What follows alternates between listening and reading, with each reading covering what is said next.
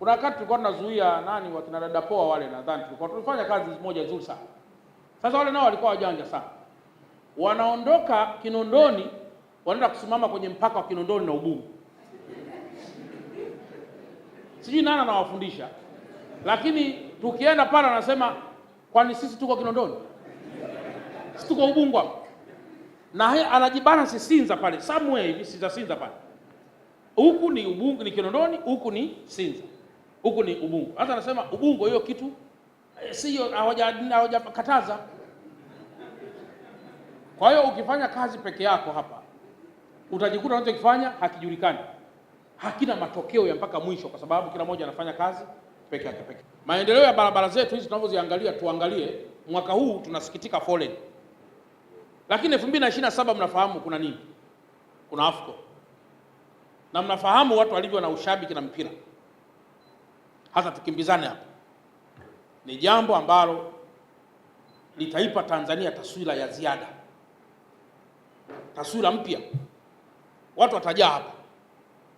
Sasa amejaa hapa, anajikuta anasafiri kutoka pale mjini mpaka hapa kwa muda masaa mawili. Kwa mfano kama sasa hivi Kigamboni, kuna taarifa rasi alishaniwasilishia.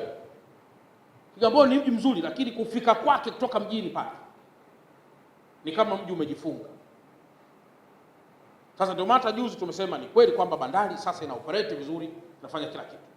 Lakini ni muhimu sisi, na kama wenzangu pia walivyozungumza, tukaendelea kuwaza kuhusu kuunlock hiyo changamoto.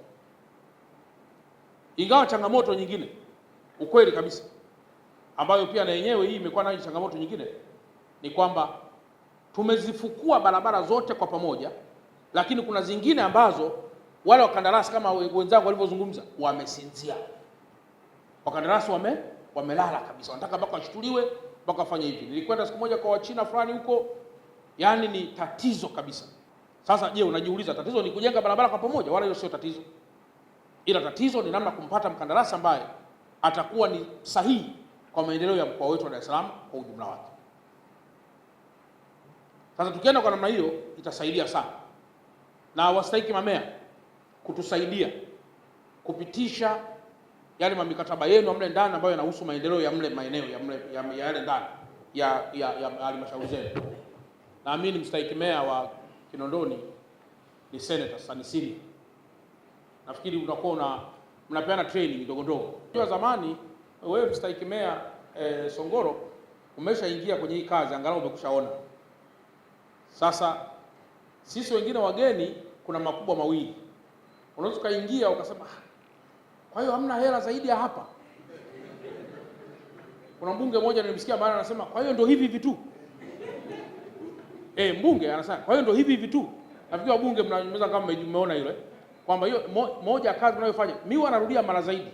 Nadhani nyinyi wenzangu mnaweza kuwa mmeona moja ya kazi nzito kweli kweli inayohitaji moyo wa kujitolea tu ni hiyo kazi mnayoifanya. Lakini wananchi by perception huku wanajua nyinyi ni mamilionea. Na kila jambo ambalo wakifanya wanasema mbunge atafanya. Sasa hicho kitu kinaweza kawepo kwenu nyinyi mamea. Kwa hiyo ukajikuta labda meya kila siku unagombana na mkurugenzi. Kisa bwana nisaidie hela hii. Bwana hapa hamna. Unarukia kwa mkuu wa idara. Kwa idara hebu leta hela hii. Kwa idara sina. Tayari unakuta meya, mkurugenzi, kwa idara hamwendi pamoja. Kisa nini? Kwa hiyo mkielezana vizuri mnakuwa mnajua tu. Mnakuwa mnajua uzuri katika nyakati ambazo mkoa wa Dar es Salaam umekuwa na wakurugenzi wazuri kabisa ambao wanatoa ushirikiano mzuri kabisa, ni nyakati kama za leo. Hao wote wala mimi wala siwasifu kwa sababu wako hapa. Hapana. Hakuna jambo ambalo kama mkuu wa mkoa tunaweza tukazungumza na lisifanyike.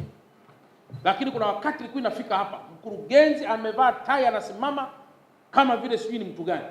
Halafu na mkuu wa wilaya anasimama kama sijui ni kitu gani. Meya naye atasimama, kwa ni mgogoro wa kwenda mbele. Meya anaongea hiki, mkuu wa wilaya kile, mkurugenzi hiki. RC akija na anaongea kile. Sasa mwisho wa siku inakuwa sio nchi, bali inakuwa ni kama kituo kidogo cha kivita.